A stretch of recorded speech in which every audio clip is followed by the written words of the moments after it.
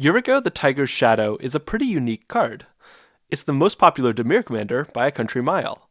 It's one of only two creature-type based commanders that sees common CEDH play, the other being Magda, of course. And Yuriko does not pay commander tax.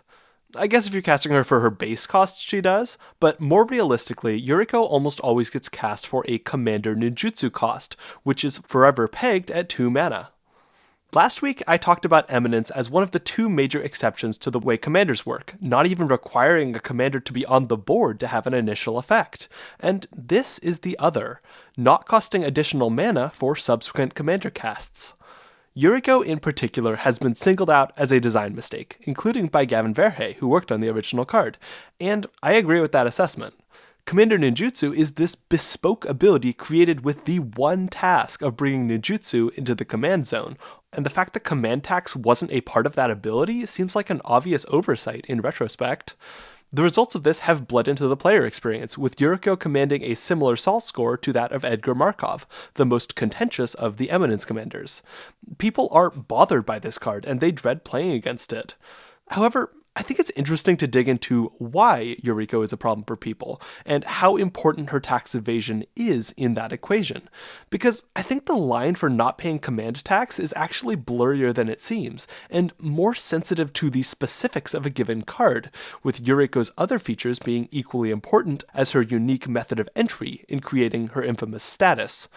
Broadly, there are two things that contribute to Yuriko in particular having a uniquely frustrating play pattern for a lot of players: her vibes and her power level.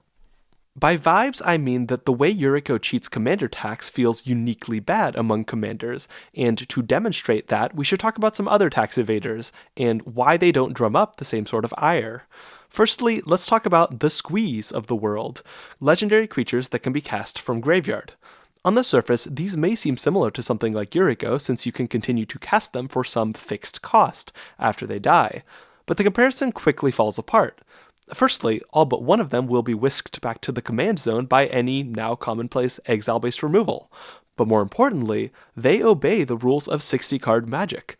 These cards are designed with the idea of them being cast over and over, baked into the design, and their function in a 60-card format will be identical to their function in Commander after the first cast. The uniquely potent thing about Commander is the command zone, and these are skipping out on a large portion of the benefit of that zone.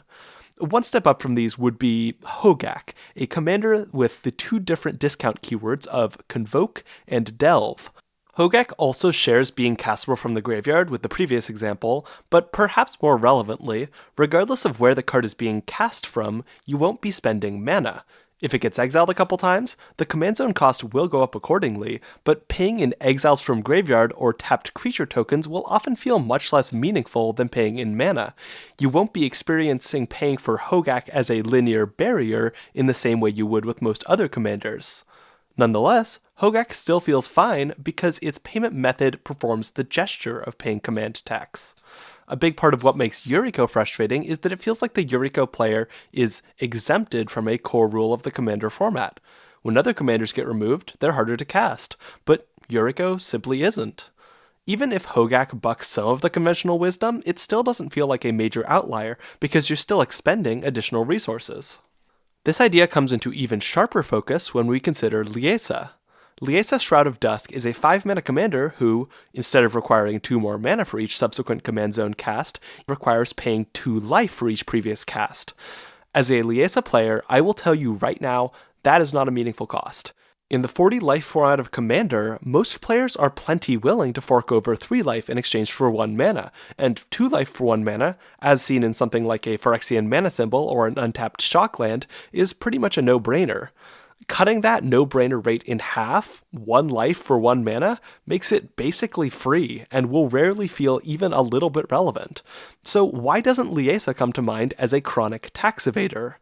The answer, along with other factors we'll get to later, is the gesture. If my Liesa dies, when I cast her again, I adjust my life total die down 2 numbers. If I need to cast her again after that, 4 numbers. It's not significant, but it's something, an acknowledgement that my commander has died, and this is not the first time I'm casting her. I'm not playing by the exact same rules as everyone else, but I'm still playing the same format, and I recognize the existence of that format's rules. This brings me to an example that, while less problematic than Yuriko, is still a bit hairier than the other ones I've mentioned so far. Derevi.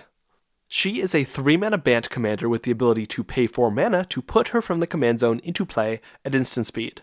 This ability doesn't perform the gesture, and it does kinda totally cheat command tax. So, what makes this different from Yuriko? This is where the details get a bit more granular.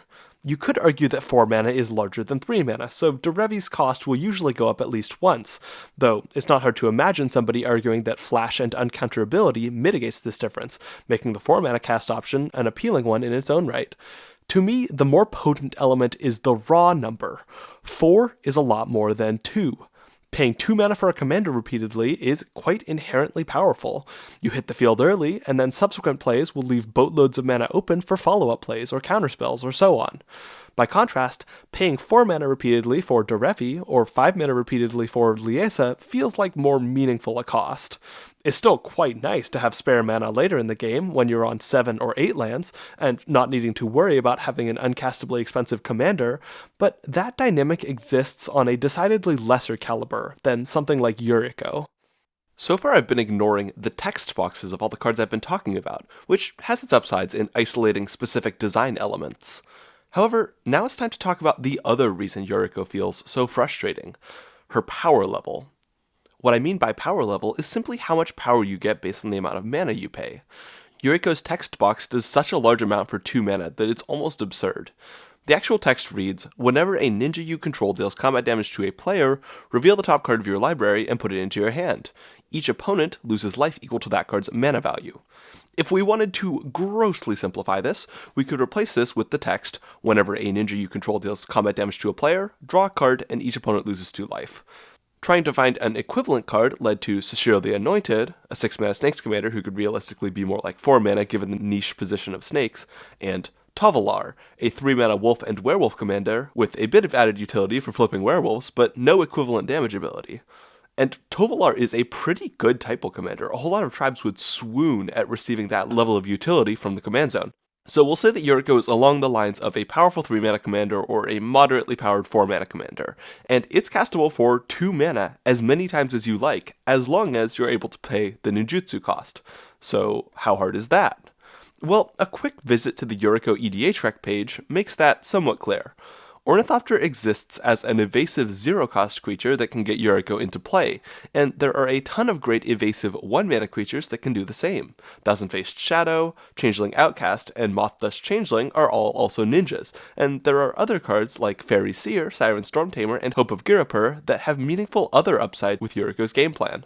The ninjutsu element of Commander Ninjutsu decidedly is a cost, but given that other ninjutsu creatures also make use of these evasive little doofuses as well, it's hard to call it too dramatic a cost. By comparison, Derevi's untapping effect for 3-ish mana is far from bad, but it doesn't give direct value or direct damage, unlike Yuriko, which gives both for 2 to 3 mana. Derevi is a good commander, and you can do a lot of things with her, but those things require the convergence of other elements of your deck, and it's perfectly possible to stall out, even if Derevi is generating you a lot of mana. The power level point comes into even sharper focus when we consider Liesa, whose ability drains a player for 2 life whenever they cast a spell. An equivalent effect is on a pretty fairly costed 3-mana red enchantment called Spell Shock. So for 2 extra mana, we're slapping that on a 5/5 angel with a couple keywords. The result is fine. It's okay. An adequate overall package. And Liesa commands a relatively modest salt score of 0.8, even as a group slug commander that effectively cheats command tax. One interesting exercise might be to imagine a world in which Liesa drains players for 4, or even 5 when they cast a spell instead. That design wouldn't be overpowered beyond the realm of possibility, but it would be pushing toward the upper reaches of what you might want to put on a 5-mana card, and for that reason, I think that version of Liesa would be absolutely despised, a monstrous commander that players shudder in fear thinking about.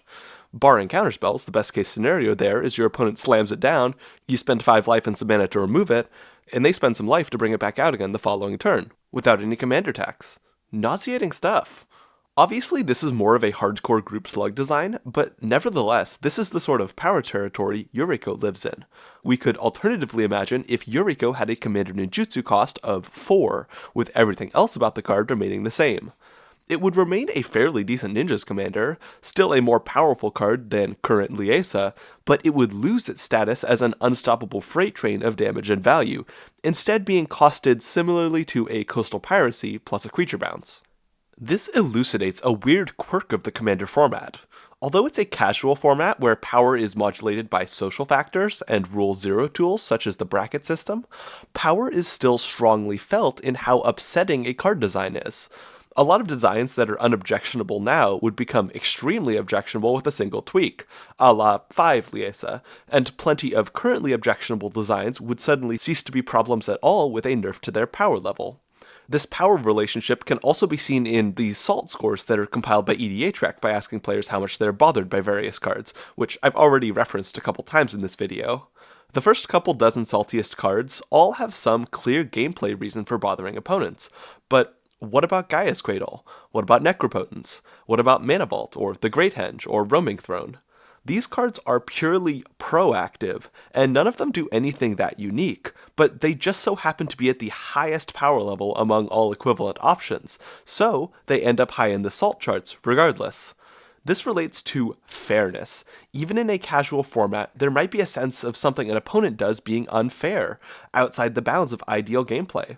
I'm not immune from this either. I dislike the design of Rhystic Study in Commander intrinsically for a lot of reasons I'll probably get into in a future video, and I also dislike playing against it.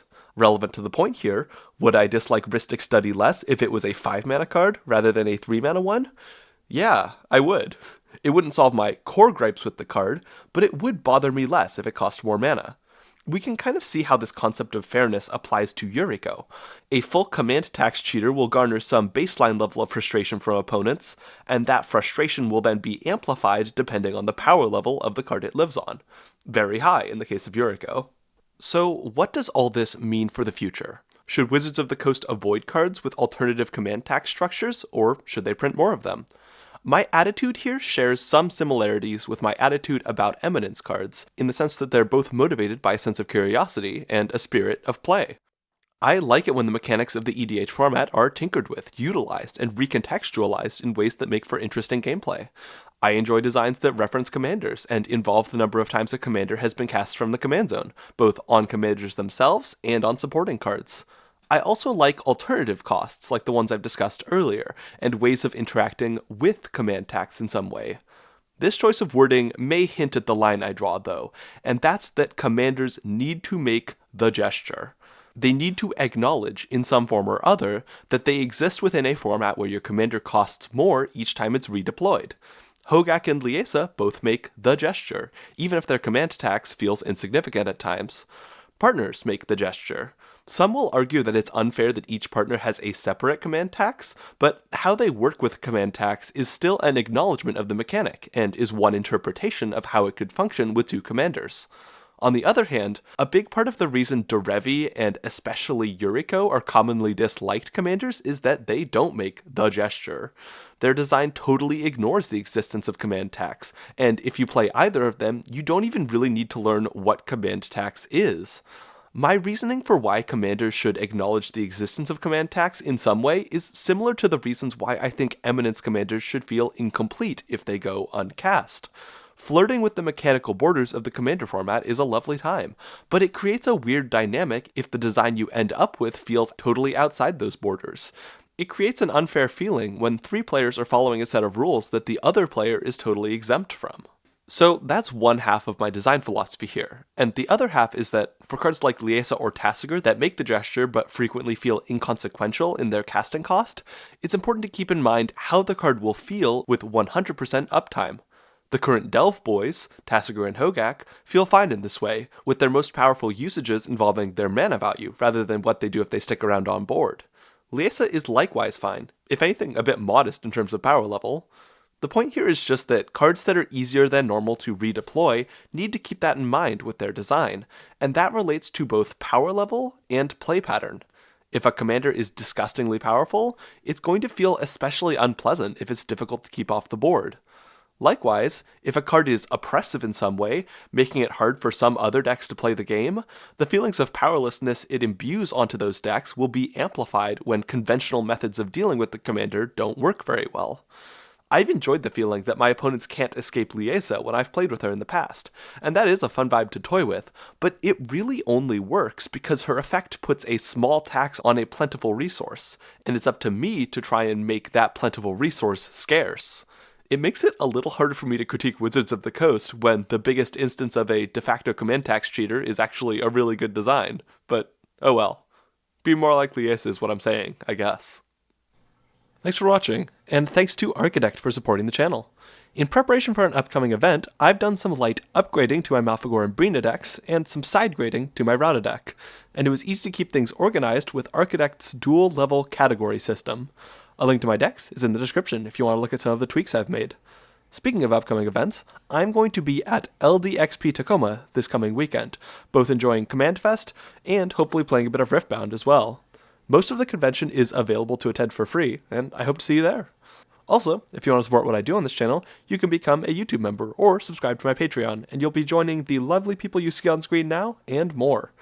Alright, that's all for this one.